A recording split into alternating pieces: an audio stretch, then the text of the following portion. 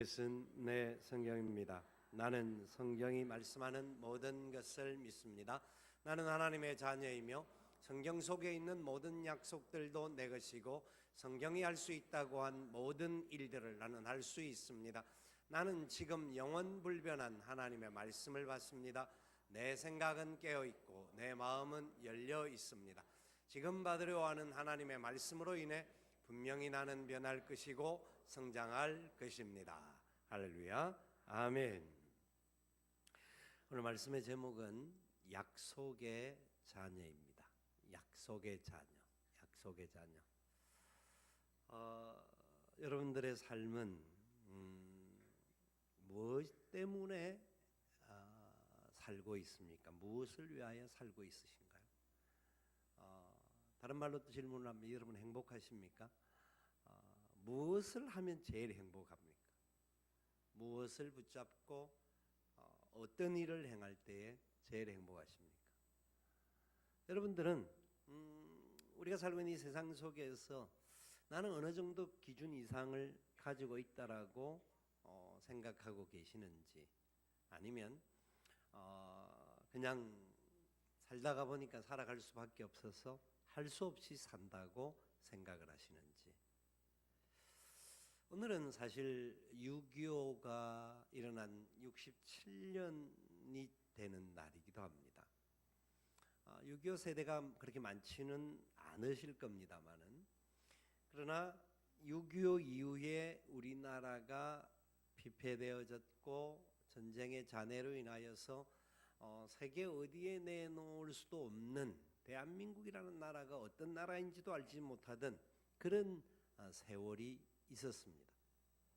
그런데 지금 현재 우리가 살고 있는 이 세상은 6.25 이후를 비교해 보면 비교가 되지 않는, 지금 현재 우리가 살고 있는 대한민국은 과거에 가장 열악하고 가난하고 힘든 나라였던 우리가 세계 어디 내놓아도 경쟁 상대가 되고 어디를 가도 당당할 수 있는 그런 나라가 되었습니다. 과거에는 우리나라 사람들이 외국을 간다라는 것은 쉬운 일이 아니었습니다. 여권 만들기도 쉽지 않았고 어느 나라를 가면 도장 찍는 것이 결코 쉽지가 않았습니다. 요사이는 우리나라 여권을 가지고 못 들어가는 나라가 거의 없을 정도로 얼마나 그런 부분들이 잘 되어 있는지 모릅니다. 우리가 사는 대한민국이 여러분 어떻다고 생각하십니까? 유엔에서 매년 가장 행복한 나라, 행복하다고 생각하는 사람들이 어느 나라에 있는가 하는 것을 조사를 합니다. 그 조사를 하는데 이 최근에 나오는 조사들을 보니까 스위스나 스웨덴이나 덴마크나 이쪽 나라가 행복 지수가 1위를 차지하는 그런 현상들이 일어납니다. 어쩌면 그건 당연한 일인지도 모릅니다. 여러 가지 정치, 경제, 사회, 문화, 특별히 종교적인 문제들까지도 안정적인 부분들이 있기 때문에 그런 결과들은 당연한 부분들이 있습니다. 그런데 우리나라가 세계 경제의 10위권을 능가하는 전후에 있는 나라임에도 불구하고 우리나라 사람들의 행복 지수가 154개국 정도가 조사를 했는데 그 중에 58인가 56이 그 사이에 왔다 갔다 합니다. 우리나라 사람들은 별로 행복하지 않다라고 생각하는 경향들이 많습니다. 여러분들은 어떻습니까? 행복하십니까? 살림이 좀 나아지셨습니까? 그럼 어떻습니까? 행복하다고 생각하십니까? 아니면 그냥 특별히 행복이 있나요? 그냥 사는 거지 이렇게 생각하십니까? 우리가 걸어가는 걸음 속에 무엇을 가져야 행복하다고 생각할까요? 어떤 것이 있어야 행복하고 어떤 것이야 내 삶이 윤택하고 보람되다고 생각합니까? 사실 어느 조사에서는 상당히 조금 시간이 되었습니다만은 아시아권에서 가장 행복한 나라가 어딘가? 아시아권에서 가장 행복한 나라는 방글라데시하고 부탄 쪽으로 이야기가 되었습니다. 지금은 그 행복 지수에 의한 행복도는 상당히 좀 낮아져 있는 나라입니다만은 어느 상당히 조금 시간 전에 아시아에서 가장 행복한 나라 중에 한 나라가 방글라데시나 부탄 쪽이라고 이야기를 했습니다. 이유가 뭔지는 정확하게 알 수 없는데 사람들이 그냥 하여튼 행복합니다. 가난하지만 행복했습니다. 제가 한번 생각을 해보고 여러 가지 상황들을 한번 체크를 해보니까 이런 마음이 드는 거예요. 대다수 아시아권에 행복하다고 했던 나라들의 그 산업군이 뭐냐면 1차 산업, 그러니까 농업을 중심으로 행동하는 나라가 대다수 그런 나라, 가난한 나라들의 모습입니다. 농업을 한다라는 것은 자급자족하고 먹고 사는데 바쁘고, 그렇지만 농사를 짓는 데는 혼자 지을 수 있는 것이 아니에요. 농사는 공동체가 있고요, 두레라고 하는 그런 서로가 상부상조하고 협력하는 그런 부분들이 농사에서는 있습니다. 그러면서 농사를 하는 사람들은 뭔가 하늘을 바라봅니다. 그 하늘이 우리가 믿는 하나님이든 아니면 일반적인 종교든 어떤 상황이든지 하늘에서 비가 오기를 소망하면서 기대감을 갖습니다. 그러면서 있는 것을 가지고 서로 나누고 베풀고 하는 삶을 삽니다. 절대적인 빈곤 속에 있다고 할지라도 상대적으로 자기들보다 뭐 더 잘나고 더 많은 것을 가진 사람을 많이 못 보니까 그 상황 속에서 끼리끼리는 그래도 행복하고 즐겁게 살 수가 있었습니다. 그런 나라들은 자연 경관들이 굉장히 또 괜찮습니다. 그렇게 소문이 나고 여러 가지 소문이 나다가 보니까 많은 나라 사람들이 몰려오기 시작합니다. 관광의 문이 열리기 시작합니다. 제가 이번 주간에 다녀온 라오스도 그런 케이스와 같은 내용인데요. 상당히 사람들이 착하고 뭐 여러 가지 부분에 있어서 관계성들이 좋고, 그런데 지금 관광의 문들이 열려지면서 많은 외국인들이 드나듭니다. 중국인들이 오고 또 대한민국 사람들이 가고 막 여러 가지 과정들을 겪다 보니까 사람들이 1차 산업에서 3차 산업으로 눈을 뜨기 시작합니다. 3차 산업을 행하다가 보면 3차 산업이라는 것은 관광업, 서비스업, 호텔업 뭐 이런 것들을 3차 산업이라고 하는데, 그런 것을 행하다가 보니까 이제는 사람들과의 부딪힘들이 생겨지면서 특별히 그러는 과정 속에 돈을 조금씩 더 맛을 보는데, 문제는 경제적인 수준은 조금 더 올라감에도 불구하고 행복 지수는 정반대의 현상으로 떨어지는 겁니다. 왜냐하면 외국에서 오는 사람들이 얼마나 뭐 막 재밌고 즐겁게 지내는 걸 보니까 평상시에 우리가 살아왔을 때는 저렇지 않았는데 저 사람들은 뭐가 저런 게 뭘 많을까 하는 비교의식들과 이런 것들 속에서 사람들이 우리가 행복한 게 아니네 라는 생각들로 빠진다는 겁니다. 여러분들은 어떻습니까? 오늘 예배에 앉아있는 저와 여러분들은 무엇이 나를 행복하게 할 수 있다고 생각하십니까? 우리가 가지고 있는 이 세상에 많은 것들이 있습니다. 대한민국 사람들은 없다 해도 그래도 TV도 있고, 그래도 핸드폰도 하나씩 가지고 있고, 요 정도만 가지도 세계 인구의 10% 안에 들어갑니다. 이 정도만 있어도. 자동차 있는 사람들은 말할 나위가 없고요, 집 있는 사람은 세계 1% 부자입니다. 그런데 우리는 그렇지 않다고 생각하거든요. 상대적인 빈곤과 상대적인 연약함들을 생각합니다. 오늘 이 성경의 이야기는요, 오늘 성경의 이야기는 어떻게 하면 이 세상의 풍요와 이 세상의 부를, 이 세상의 행복의 기준들을 부모들은 자식들에게 물려주려고 하고, 그 자식들은 그 복을 받아서 세상에서 좀 더 행복할 수 있을까 하는 쪽의 내용의 이야기입니다. 아버지는 아들이 둘이 있는데 그 두 아들이 쌍둥이입니다. 쌍둥이인 두 아들 중에 장남, 먼저 나온 장남이 그 가정의 상속자라는 것을 인정하고, 왜냐하면 그건 기본적인 원리입니다. 기준입니다. 그 당시 사회 모든 나라들은 장남이 상속권을 가지고 장남이 그 가정을 대를 이어가고, 그래 장남이 복을 2배를 받고, 일반적인 기준입니다. 기준 자격이 장남에게 다 맞았습니다. 뿐만 아니라 이 장남은 힘도 있었고 사냥도 할 수 있는, 아버지 마음에 좀 쏙 들 수 있는 사나이로서의 기질을 가지고 있는 그런 부분들이 있었습니다. 그러니까 그 가정의 대를 이어서 물러간다는 것은 당연한 일이었고, 그래서 그 아버지는 그 아들에게 복을 물려주려고 이제 명령을 내렸던 겁니다.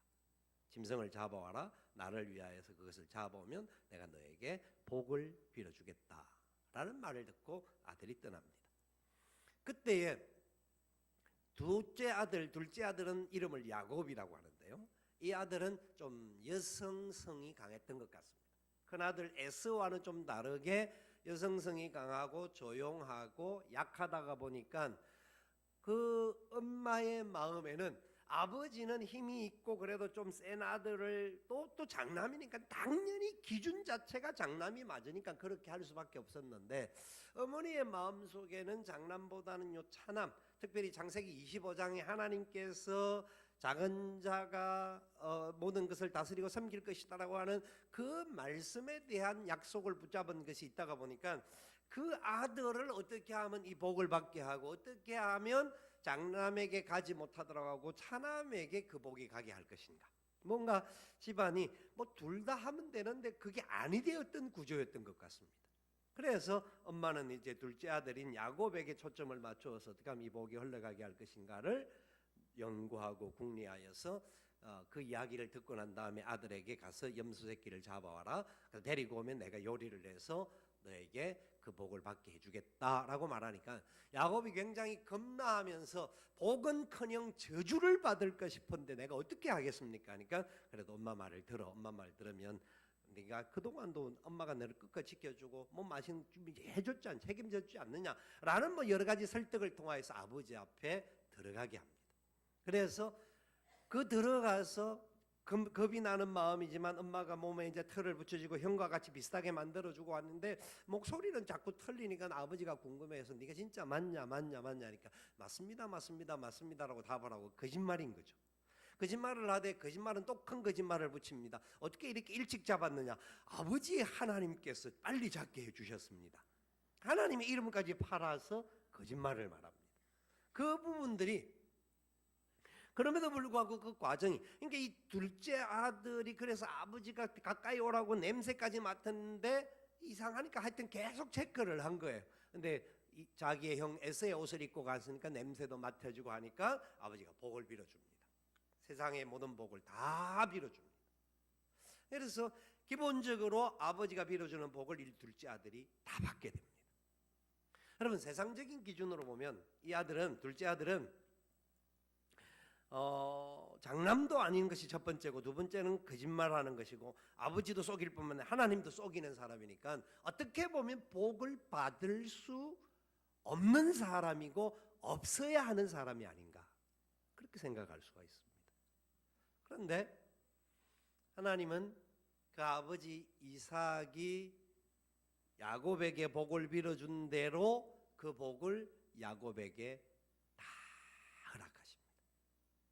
이상한 일이 일어납니다. 세상적인 기준으로서는 맞지도 않고 또 원리적으로 보면 좀 약삭 빠르고 거짓말도 잘하고 뭐 이렇게 했던 야곱인데도 불구하고 하나님은 그 야곱에게 하나님이 복을 주십니다.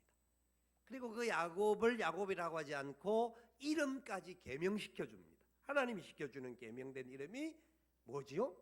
이스라엘입니다. 야곱의 이름이 이스라엘이라는 이름을 갖게 됩니다.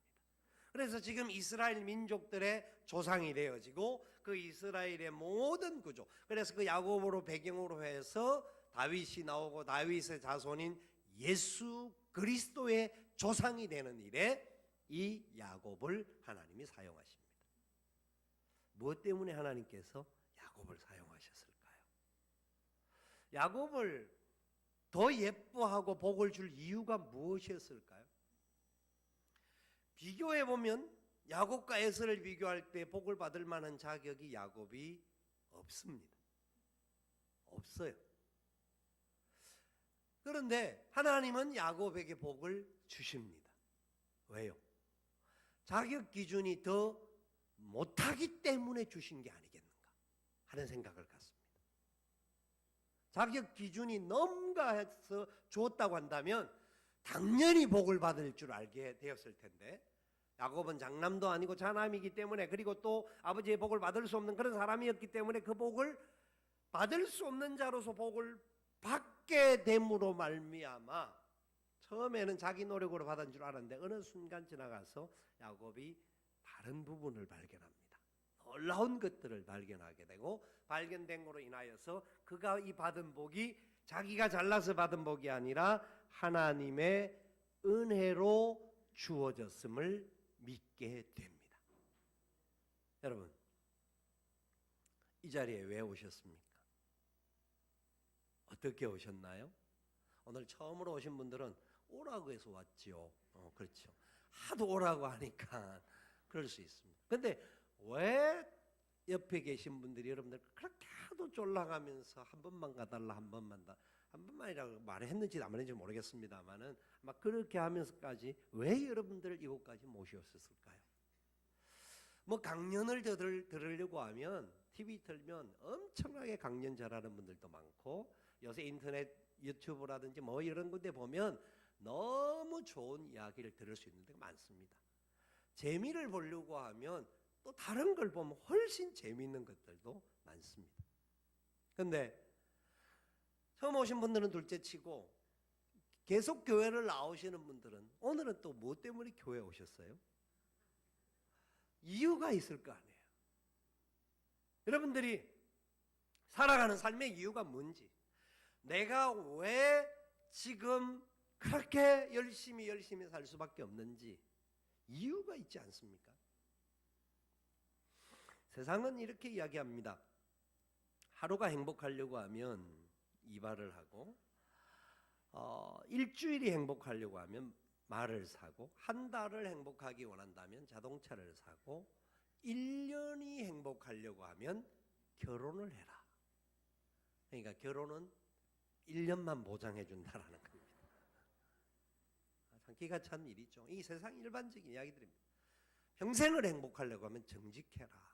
뭐 그 일반적인 철학적인 이야기들을 하는데 여러 가지 것들을 쉽게 말해서 사람들은 모든 것 자기가 좋아하는 것 하고 이것도 하고 저것도 하고 한다 해서 절대적으로 행복한 것이 못 된다라는 것을 말합니다.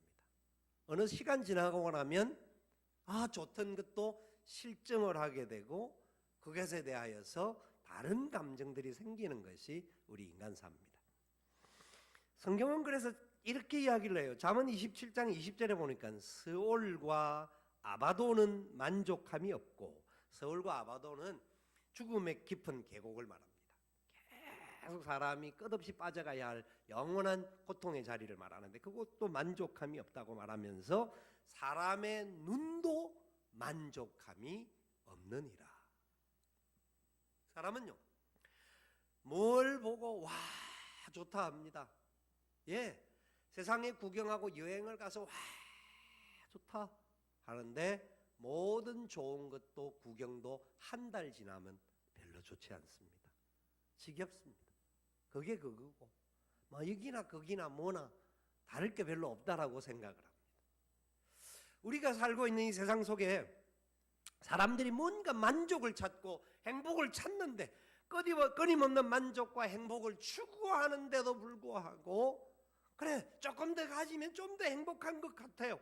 좀 더 넓은 평수에 좀 더 좋은 차, 좀 더 좋은 것, 좀 더 나은 것이 우리의 마음을 조금 안정을 주는 것 같지만 어느 시간 지나고 나면 그것이 만족이 없는 거예요. 또 다른 무언가 모르는 것을 향하여 허공을 치듯 달려갈 수밖에 없는 것이 우리 모습인 거예요. 은을 사랑하는 자는 은으로 만족하지 못하고 풍요를 사랑하는 자는 소득으로 만족하지 아니하나니 전도서 5장에서 그렇게 말씀합니다.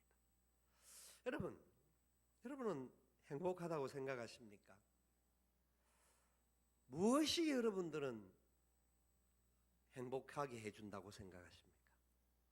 지금 내가 생각하고 있는 행복의 기준, 내가 생각하는 이 세상에 잘 되는 것, 그래서 오늘 성경에도 이야기하는 야곱이라고 하는 사람이 그 아버지를 속이면서까지 그 복을 받으려고 발버둥을 치고 노력을 하는 그 의미가 무엇일까요?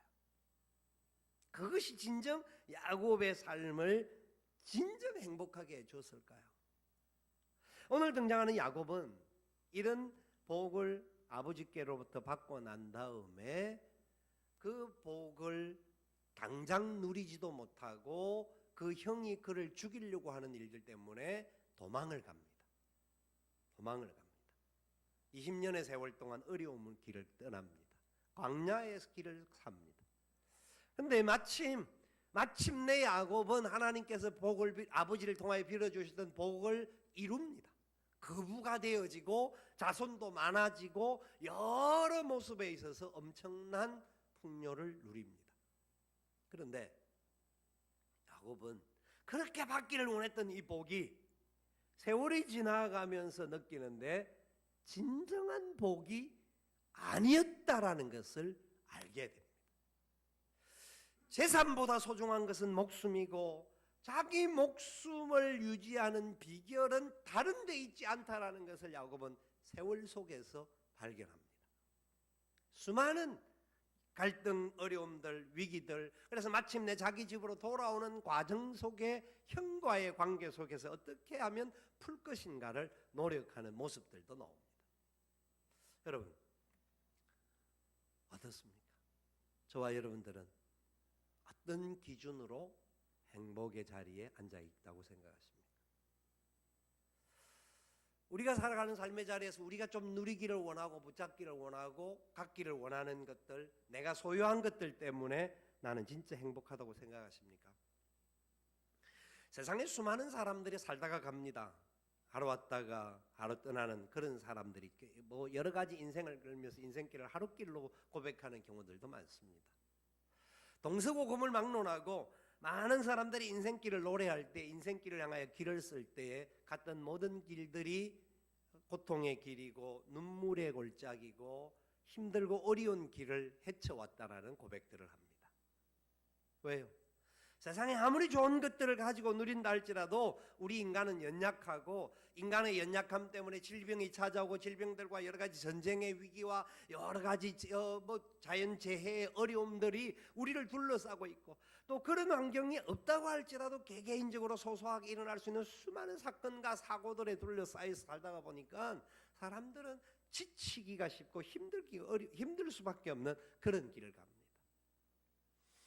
그래서 많은 사람들은 철학자와 같이 노래 가사에서 남기는 것들도 있습니다. 인생은 나그네 길이다.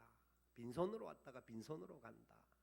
뿐만 아니라 우리가 걸어가는 걸음 속에서 오늘도 우리가 이 길을 걷지만은 정처 없이 어디를 가는지도 모르고 걸어간다. 우리가 걸어온 그 모든 길들을 돌아보니까 눈물이 고였던 자리였더라 라고 하면서 자기의 나그네 길에 대한 후회와 그 여러 가지 안타까운 고백들을 털어놓는 이야기들이었습니다. 세상에 수많은 철학자들이 있고 세상에 수많은 도리를 가르치는 사람들이 있는데 그 모든 사람들의 기준들도 보면 결국 인생의 길은 한 줌 흙에서 왔다가 흙으로 돌아가는 그런 존재들이다 하는 고백들을 하죠. 여러분들은 행복하십니까? 여러분들의 길은 어디라고 생각하십니까? 우리가 가야 할 길이 있습니다. 야곱은 그가 이 땅에서 받기를 소망했던 그 모든 것들을 소유하고 난 다음에도 진정한 행복, 그것 갖고 행복이 아니라는 것을 발견하게 되는데요. 그리고 나서 또 뒤에 절차를 겪어 넘어가다가 야곱의 인생 마지막 때에 그 나라가 흉년이 들어서 그 아들 요셉이 있는 애굽으로 내려가는 시간을 갖습니다. 애굽에 가서 애굽의 바로 왕을 만납니다. 바로가 왕인데 이 바로 왕을 만나면서 그 앞에서 고백하는 내용이 창세기 47장에 나옵니다. 창세기 47장에 바로가 묻습니다. 당신 연세가 어떻게 됩니까? 라고 말하니까 야곱이 대답하기를 내 나그네 인생길이 147세인데 자기의 길이 부귀영화를 누리고 수많은 것들을 가졌지만 그 길이 나그네 길이었다라는 것을 고백합니다. 내 인생 연한이 내 조상들보다 길지도 않고 뭐 짧지도 않지만 그런 길을 걸어오는 모든 길들이 나그네 길이었다. 어느 날 갖고 있던 것들 틀고 갈 수밖에 없는 존재들임을 스스로 고백합니다. 그러면서 이 야곱이 바로를 축복을 합니다. 바로가 누구냐면요, 아시죠? 바로가 누구냐?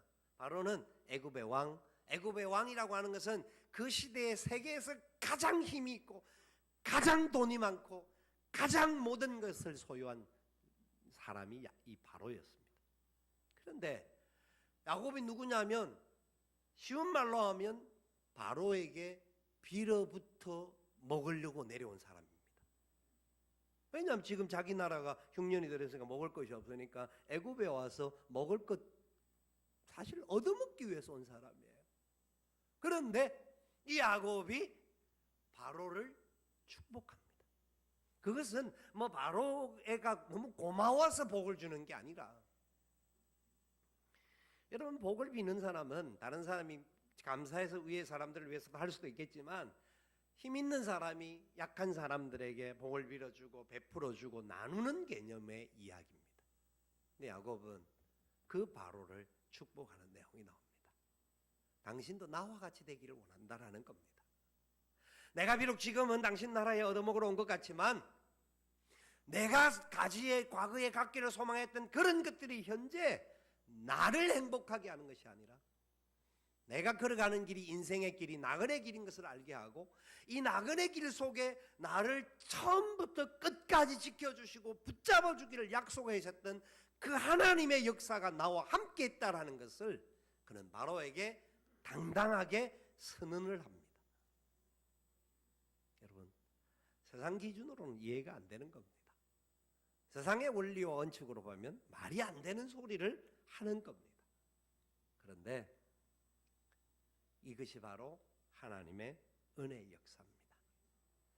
여러분, 왜 야곱이 그렇게 할 수 있었을까요? 그리고 왜 야곱이 과거에 자기가 욕망하고 붙잡기를 원했던 것을 가졌는데 그것 때문에 막 내가 잘났다고 내가 행복하다고 말하지 않고 나그네 길의 세월을 고백하면서 하나님의 은혜가 무엇인지를 선언할 수밖에 없었을까요? 저는 그렇게 생각합니다. 그 야곱은 바로 저와 여러분과 같은 존재가 아니었는가. 우리는 원래 자기 조건이 안 된 사람들입니다. 이방인들이었고 동방의 작은 나라에 살고 있던 사람들이었고 우리는 6.25 전쟁 이후에 뭐 피폐함과 공고함이 많았던 그런 세상에서 어떤 것들도 드러낼 수 없는 그런 백성들 중에 한 사람들입니다. 그런데 그런 저와 여러분들을 하나님께서 찾아오신 겁니다. 손 내밀어 주신 겁니다. 우리에게 하나님의 영광 가운데 살 수 있도록 우리가 자격 기준과 조건이 되어서가 아니라 여전히 죄인이고 부족하고 여전히 문제가 많은 존재들임에도 불구하고 하나님이 우리를 사랑하셔서 하나님의 자녀로 자격 조건이 안 되는 야곱을 세우셨던 이유가 바로 우리를 위한 하나님의 은혜였다라는 겁니다. 그것을 아셔야 합니다. 저는 믿지 않는 가정에서 태어났고 믿지 않는 부모님들 속에서 불교의 도리를 또 배우기도 했고 믿지 않는 그 가정 속에서 어렵고 힘든 시간들, 경제적인 위기와 어려움들을 겪으면서 걸어왔습니다. 무언가 세상에서 성공하는 비결이 뭘까? 어떻게 하면 돈을 벌 것인가 노력을 해보려고 발버둥도 쳤습니다.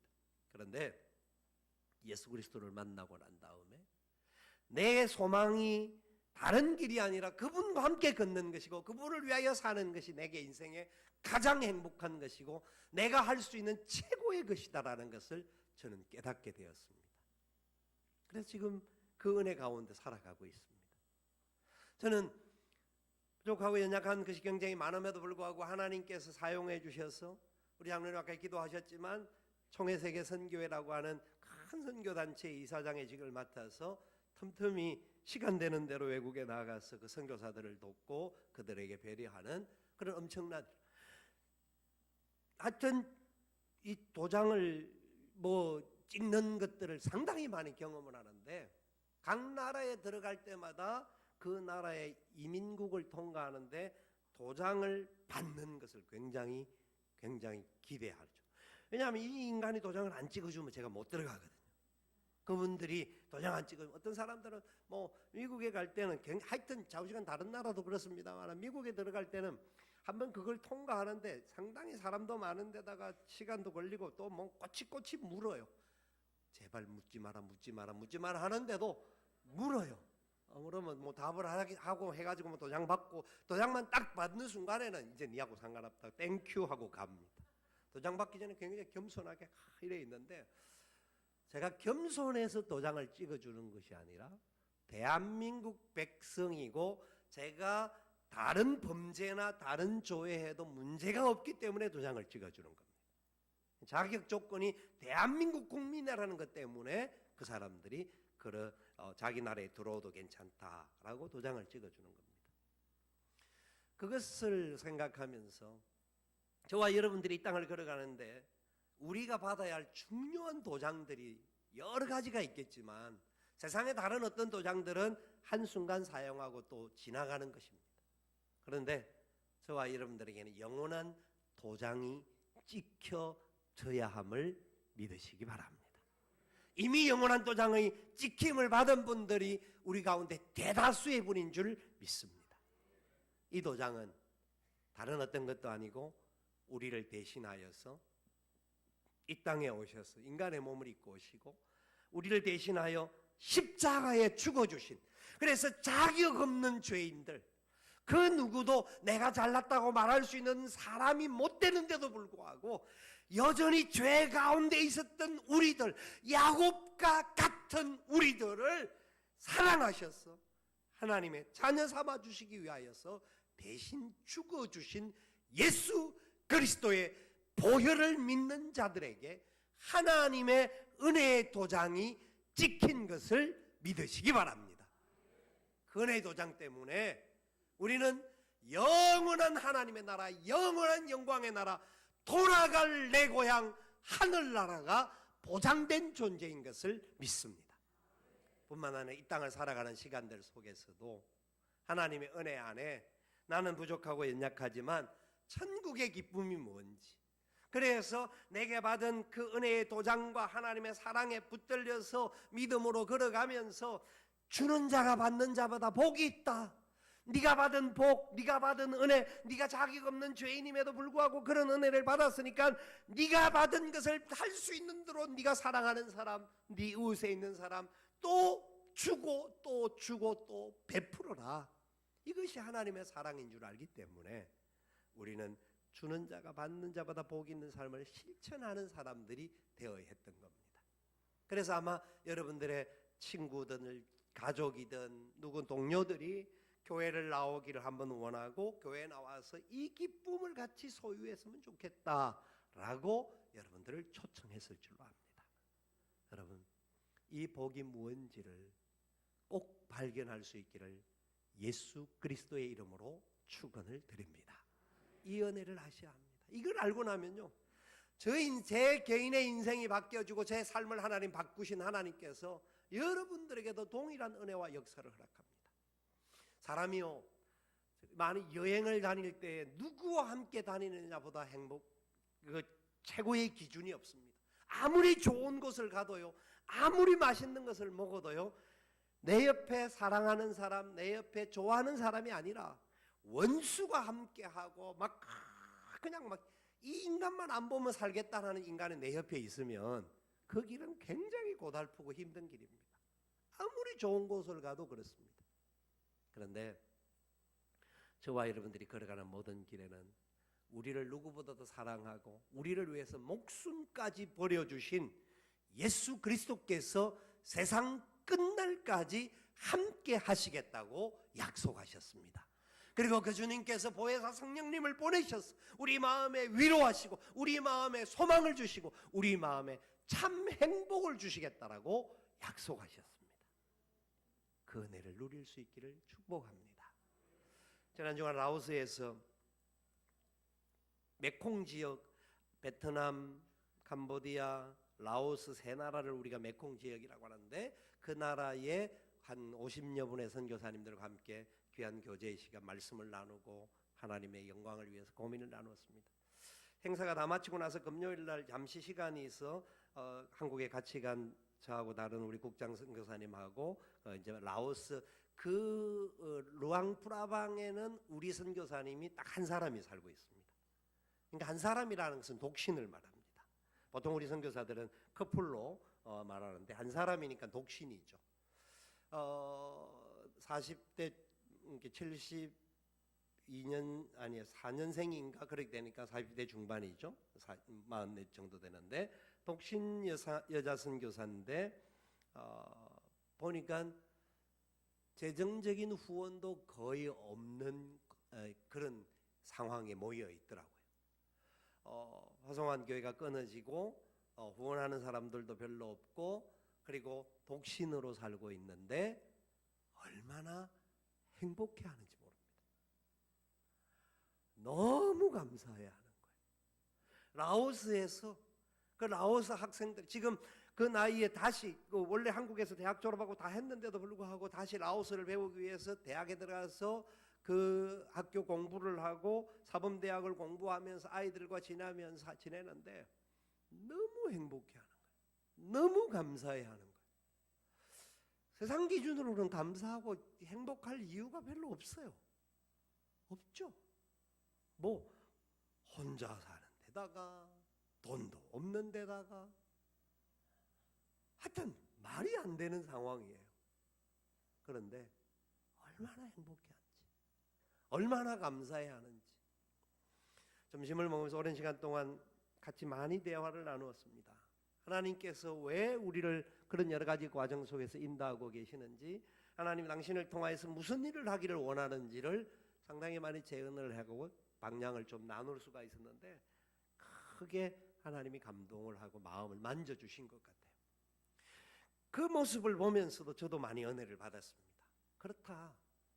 우리가 행복할 수 있는 비결은 뭘 가지고 누리기 때문에 행복한 것이 아니라 내 안에 있는 이 은혜의 복음, 이 사랑 때문에 자격 없는 야곱과 같은 나를 사랑하신 그 사랑 앞에 어떻게 하면 내가 수고하고 또 수고해도 어떻게 하면 하나님께 영광이 되고 기쁨이 될 것인가, 그 고백 속에 사는 것이 가장 큰 복이구나.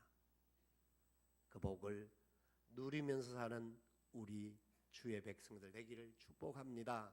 그 복을 나누어주면서 살 수 있는 저와 여러분 될 수 있기를 축원합니다. 오늘 우리 가운데 오신 분들, 인생의 복은 다른 곳에서 오지 않고 진정 나와 동행하고 나를 세상 끝날까지 붙잡아 주실 예수 그리스도를 만나고 그분을 발견하고 그분이 나를 약속의 자녀로 세워 주셨음을 깨닫고 살아가는 그런 복을 받는 사람들 되시기를 예수님의 이름으로 축원을 드립니다. 아멘. 우리 함께 일어나셔서 함께 찬양하며 기도의 자리에 나아가겠습니다.